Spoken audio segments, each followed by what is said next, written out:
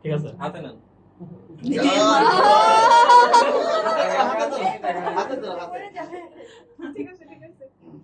আমু খাওয়াই দেন না ধরো নিজে নিজে খাবে কথা শেফ খাই দাও মশির কই মশুর নাই বিছানা কেন আসো কলিগ চলে যাচ্ছে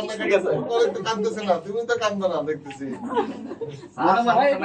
মনে মনে তো কান্তি আছে একজন গেছে আরেকজন আইছে এইটা তো আর দেখা যাবে না তো তার অভিনয় কান্না দিয়ে দেখি যা খাওয়ার সময়